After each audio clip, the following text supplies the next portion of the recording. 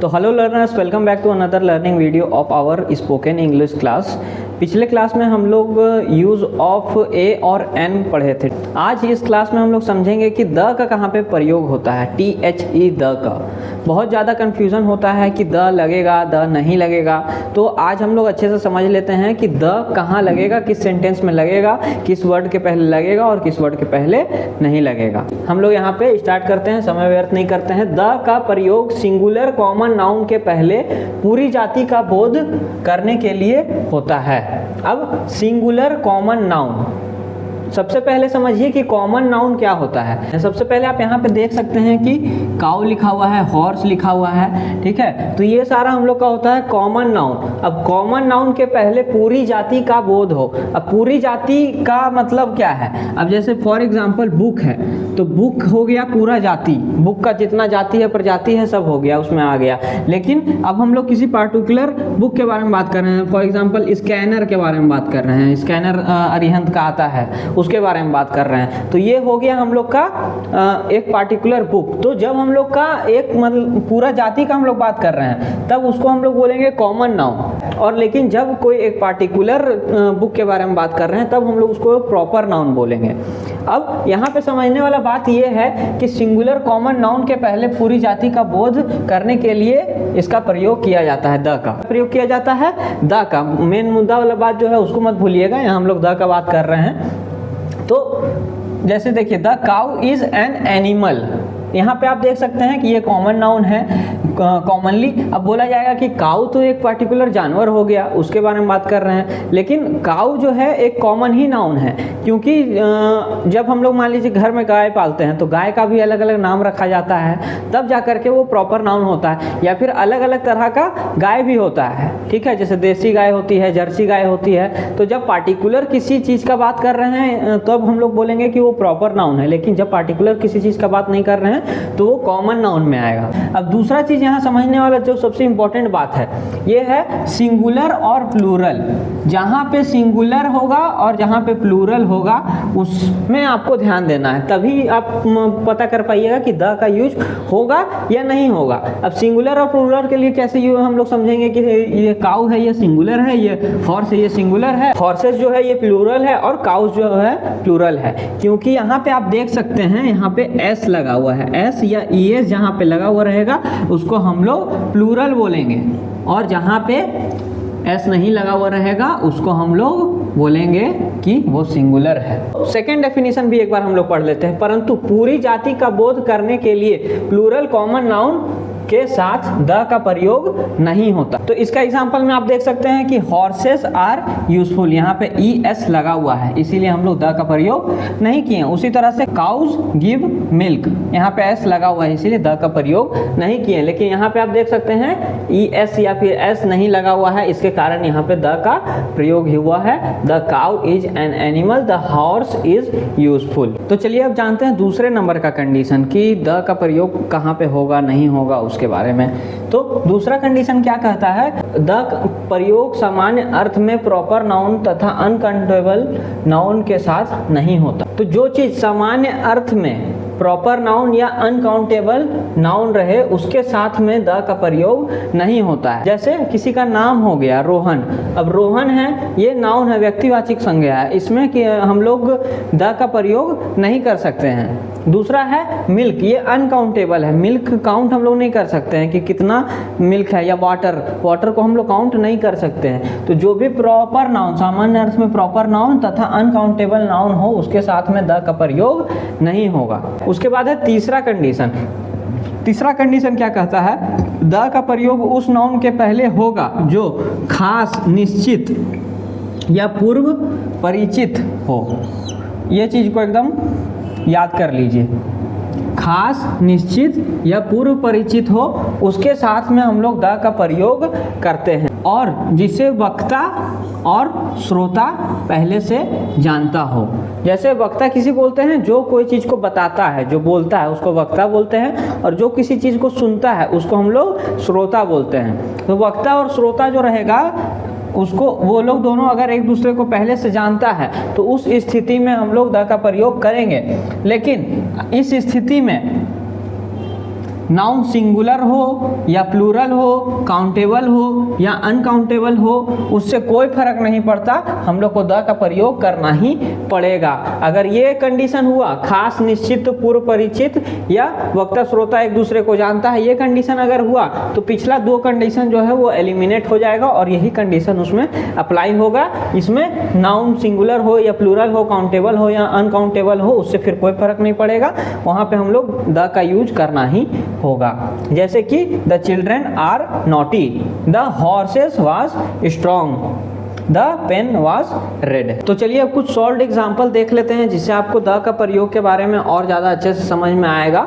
सबसे पहला हम लोग का एग्जाम्पल है चावल अच्छा नहीं है, तो इसमें हम लोग क्या बोलेंगे, the rice is not good. तो अगला एग्जाम्पल है आदमी पागल था, तो इसमें हम लोग क्या बोलेंगे, द मैन वॉज मैड। पागल का क्या होगा, मैड। तो देखिए वोकेबलरी भी हम लोग देखते जा रहे हैं, चावल का राइस, पागल का मैड। उसके बाद है हम लोग का गायें बीमार हैं, द काउस आर इल। उसके बाद अगला एग्जाम्पल है कुर्सियाँ टूटी है, कुर्सियाँ को हम लोग क्या बोलते हैं, चेयर, जिसमें हम लोग बैठते हैं, द चेयर्स आर ब्रोकन। उसके बाद है गाय दूध देती है, तो इसमें हम लोग क्या लगाएंगे, अब यहाँ पे ध्यान दीजिए कि यहाँ पे था क्या, गाय बीमार है, यहाँ पे आप देख सकते हैं गायें हैं, मतलब यहाँ सिंगुलर नहीं है, प्लूरल है, और यहाँ पे आप देख सकते हैं गाय दूध देती है, यहाँ पे सिंगुलर है, तो हम लोग यहाँ पे लिखेंगे द काउ गिव्स मिल्क। उसके बाद है दूध मीठा है, अब यहाँ पे हम लोग क्या बोलेंगे, मिल्क इज स्वीट। अब द कहाँ गया, द भी तो लगाइए, द मिल्क इज स्वीट। उसके बाद है लड़के तैयार हैं, लड़के तैयार हैं कहाँ जाने के लिए, वो तो आप बताइए, लड़के तैयार हैं मतलब द बॉयज आर रेडी। तो चलिए कल किन्हीं कारणों से हम वीडियो को पूरा नहीं रिकॉर्ड कर पाए थे, तो आज इसको हम कंप्लीट कर रहे हैं। अब हम लोग चौथा कंडीशन जो द का होता है उसको जानने का कोशिश करते हैं, यूज़ ऑफ द। तो द का प्रयोग उस वस्तु के नाम के पहले होता है जो दुनिया में केवल एक है, जैसे कि सन, सन हम लोग का एक ही है, हम लोग का अर्थ, अर्थ एक ही है। इसी तरह से जो दुनिया में सिर्फ एक है, और इसमें हम लोग यूनिवर्सल ट्रूथ भी बोल सकते हैं, जो यूनिवर्सल ट्रूथ होता है उसको हम लोग बोलते हैं कि वो दुनिया में एक ही है और वो प्रूव्ड हो चुका है, उसके लिए हम लोग द का प्रयोग करते हैं। ये हो गया हम लोग का चौथा नंबर का पॉइंट। उसके बाद हम लोग का 5वां नंबर का पॉइंट है। 5वां नंबर का पॉइंट क्या बोलता है, सुपरलेटिव डिग्री के पहले द का प्रयोग होता है, द लगता है। अब सुपरलेटिव डिग्री क्या होता है, किसी भी चीज़ में सबसे बेस्ट या सबसे एक्सट्रीम को हम लोग सुपरलेटिव डिग्री बोलते हैं। इसका एग्जांपल में आप देख सकते हैं, he is the best boy of my school, मतलब स्कूल का सबसे बेस्ट बॉय, उससे बेस्ट बॉय पूरे स्कूल में कोई नहीं है, तो वो हो गया सुपरलेटिव डिग्री का। यहाँ पे हम लोग को पता चल रहा है कि माय स्कूल में सबसे बेस्ट बॉय जो है वो वही है। और इसको हम लोग इस तरह से भी समझ सकते हैं, सुपरलेटिव डिग्री उसे कहते हैं जो 2 या 2 से अधिक के बीच में सबसे बेस्ट होता है। जैसे कि यहाँ पे स्कूल में तो ढेर सारा बच्चा होगा इस स्कूल में, तो वो 2 या 2 से अधिक बच्चों में सबसे बेस्ट बच्चा है जिसके बारे में बात हो रहा है। फिर दूसरा एग्जांपल आप देख सकते हैं, Minnie is the tallest girl in the class. Tallest, tall, taller, tallest, मतलब टॉल का सबसे एक्सट्रीम, मतलब उससे लंबी लड़की पूरे क्लास में नहीं है। तो यहाँ से पे हम लोग को सुपरलेटिव डिग्री का पता चल रहा है। तो जहाँ भी सुपरलेटिव डिग्री आ जाएगा वहाँ पे हम लोग द का प्रयोग करेंगे। पूरा क्लास में सबसे लंबी लड़की वही है और कोई नहीं है, कौन है, मिनी। 6 नंबर का अब हम लोग कंडीशन जानते हैं द का, द कहाँ पे प्रयोग होता है। ऑर्डिनल नंबर क्रम सूचक संख्याएं जब अक्षरों में लिखे जाते हैं तब उसके पहले द का प्रयोग किया जाता है या होता है। जब भी हम लोग को कोई नंबर का पता चल रहा है, मतलब लेटर में लिखा हुआ है, इंग्लिश में लिखा हुआ है, और लेकिन किसी नंबर का हम लोग को पता चल रहा है, तब वहाँ पे हम लोग द का प्रयोग करेंगे। जैसे the first boy, the 10th boy. उसके बाद समुद्र, महासागर, नदी, खाड़ी, पर्वत श्रेणी, द्वीपपुंज, मरुभूमि, जहाज, हवाई जहाज, वाद्य यंत्र, महाकाव्य, समाचार पत्र, ऐतिहासिक स्थान, मकान इत्यादि के पहले हम लोग द का प्रयोग करते हैं। For example the Pacific Ocean या द इंडियन ओशियन, या फिर the Ganga, the Himalayas, the West Indies, the Ramayan, the Times of India, उसके बाद the tabla, the Taj Mahal, the Red Fort etc। इस तरह से जहाँ पे भी आएगा किसी नाम का तो वहाँ पे हम लोग द का प्रयोग करेंगे। ये 7 कंडीशन हो गया हम लोग का जहाँ पे द का प्रयोग होता है। उसके लिए ये 7 कंडीशन हम लोग को देखना पड़ेगा, तभी द का प्रयोग करना पड़ेगा। तो यहाँ पे हम लोग का यूज ऑफ द खत्म हो जाता है, इसका एक्सप्लेनेशन कंडीशन खत्म हो गया। अब हम लोग कुछ सॉल्व्ड एग्जाम्पल करेंगे जिससे हम लोगों को कुछ वोकेबलरी भी नया पता चलेगा। तो पहला सॉल्व्ड एग्जाम्पल हम लोग देखते हैं, चांद सुंदर है। तो इसके लिए हम लोग क्या लिखेंगे, द मून इज ब्यूटीफुल। उसके बाद है पृथ्वी गोल है। इसके लिए हम लोग क्या लिखेंगे, द अर्थ इज राउंड। उसके बाद है मैं पहला लड़का था, I was the first boy. उसके बाद है गंगा एक पवित्र नदी है। तो इसके लिए हम लोग क्या लिखेंगे, the Ganga is a Holi river. इसका क्या होगा, हिंदुस्तान एक लोकप्रिय दैनिक है, the Hindustan is a popular.